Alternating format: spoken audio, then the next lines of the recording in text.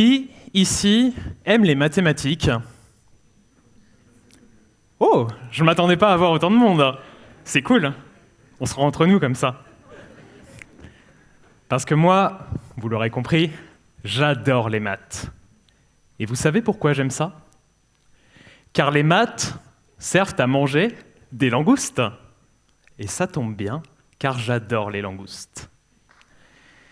Mais plus sérieusement, vous vous êtes peut-être déjà demandé à quoi servent les maths. Après tout, depuis tout petit, on nous répète que les maths sont importantes, qu'il faut avoir de bonnes notes, qu'il faut savoir compter, résoudre des équations, faire des produits en croix, bref, qu'on s'en sert dans la vie de tous les jours. Mais petite question, ça vous arrive souvent de vous lever le matin en vous disant « Tiens, aujourd'hui, je vais utiliser le théorème de Pythagore ». Parce que moi, non, hein. Pourtant, je suis mathématicien. En fait, les maths sont présentes un peu partout autour de nous. Elles sont juste parfois bien cachées. Par exemple, pour en revenir à nos langoustes, selon le mathématicien français Laurent Schwartz, je le cite, « Les mathématiques, ça sert à faire de la physique. La physique, ça sert à faire des frigidaires. Les frigidaires, ça sert à émettre des langoustes.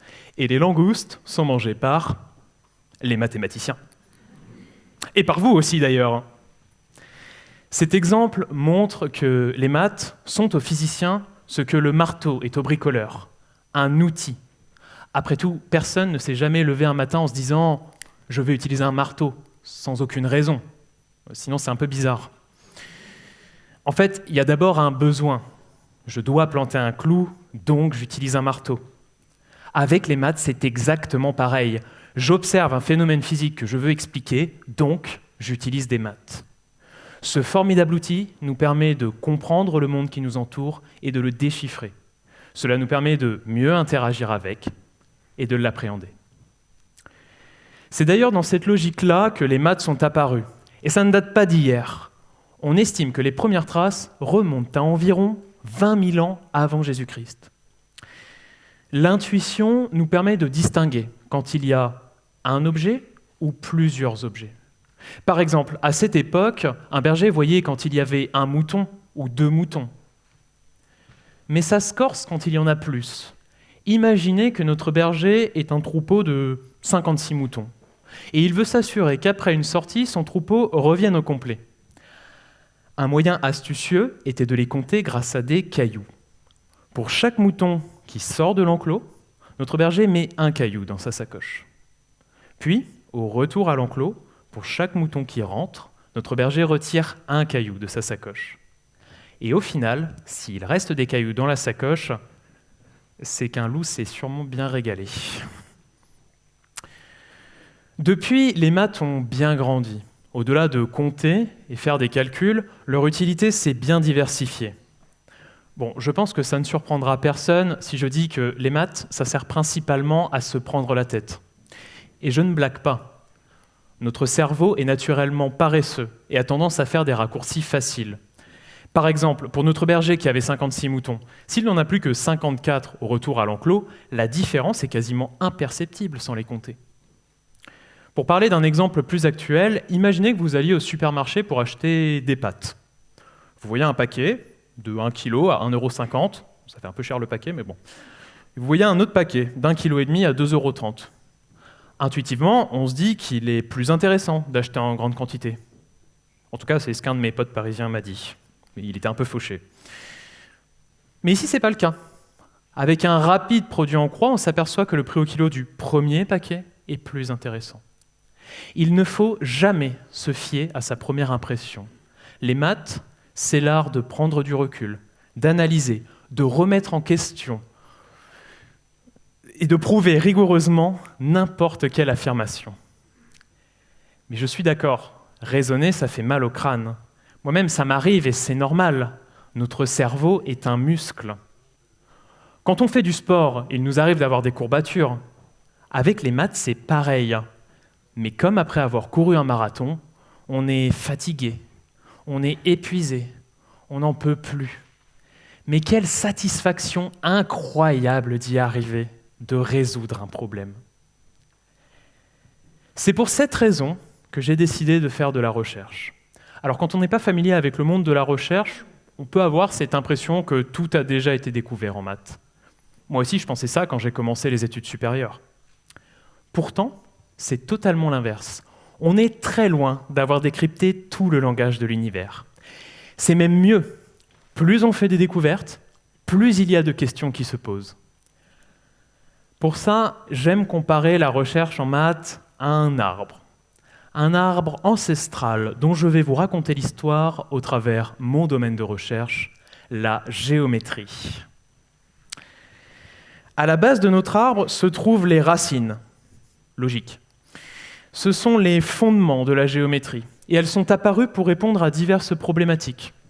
En agriculture, pour organiser les champs. En architecture, pour construire des bâtiments. En astronomie, pour comprendre notre système solaire, ou même dans l'art, pour prendre en compte la perspective.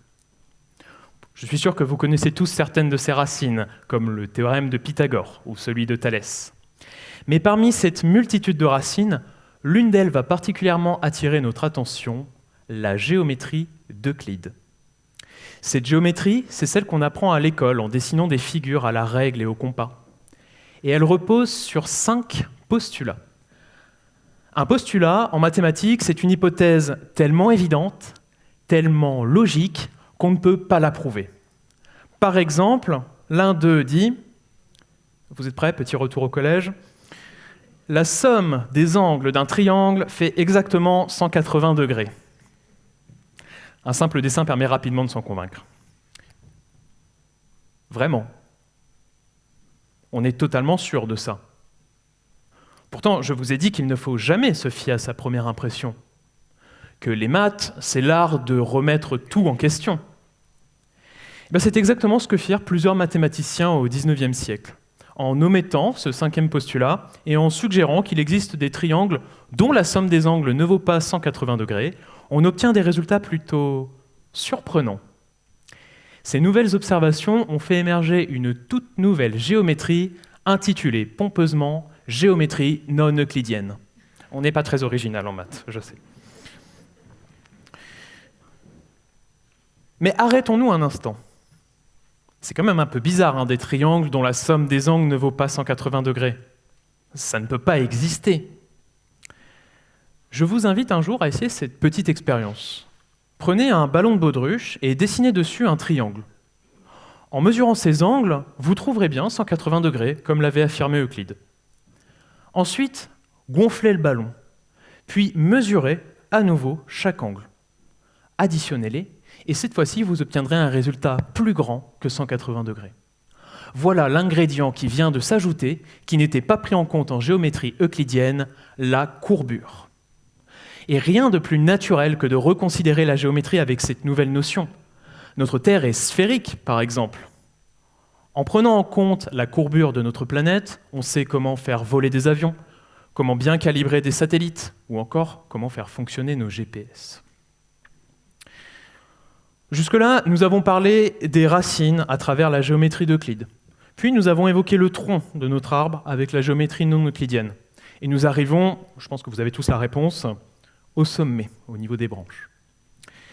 Chacune des branches de notre arbre représente un domaine de recherche en maths. Et parmi toutes ces branches se trouve ma spécialité, la géométrie algébrique.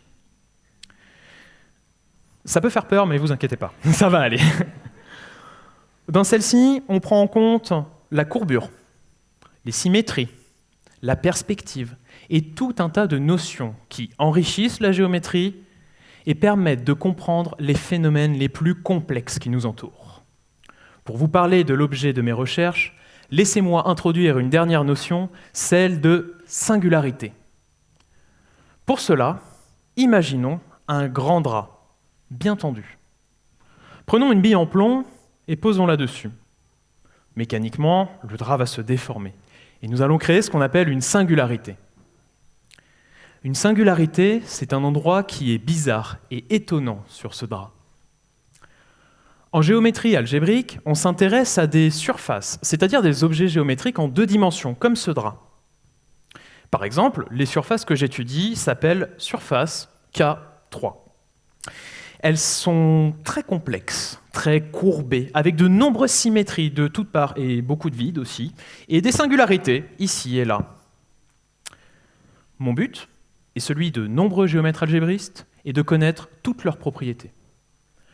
Une des utilités de ces surfaces est de comprendre l'univers. Rien que ça. Vous le savez peut-être, dans notre univers, il y a des trous noirs. Ce sont des objets célestes très mystérieux. Mais un moyen simple de les présenter, c'est celui avec le drap et la bille en plomb. Notre univers serait le drap, et le trou noir, une bille en plomb très petite, mais très massive. Il crée alors une singularité dans l'espace. Comprendre toutes ces singularités nous permettrait de mieux connaître notre univers. Et nous voici finalement arrivés au sommet de notre arbre, sur la branche de la géométrie algébrique, sur la jeune feuille qui concerne mes recherches. Évidemment, cette feuille va continuer de pousser au fil des découvertes. Mais en attendant, revenons sur Terre, au plus proche de nos langoustes. Même si cela peut nous sembler très éloigné, savoir comment est né notre univers, et donc comment nous sommes apparus, nous concerne tous. Je pourrais aussi vous parler de l'histoire de toutes les autres branches de notre arbre, et vous raconter comment les maths interviennent dans nos nouvelles technologies, dans notre compréhension de l'infiniment petit, dans l'amélioration de nos outils pour prédire la météo, dans notre système de santé, ou même dans les énergies renouvelables. Les maths cherchent avant tout une vérité absolue et nous permettent de nous dépasser. On entend souvent que les maths sont le langage de l'univers, mais je dirais même mieux. Les maths sont notre langage et elles nous rassemblent. Dans les moments les plus difficiles, en cas de grands désaccords, que nos opinions divergent ou non, une vérité ne peut pas être remise en question, celle des maths. Elles sont universelles et font en quelque sorte partie de notre patrimoine mondial. Et à notre époque, où chaque arbre est important, celui des mathématiques doit absolument être aimé et protégé. Merci.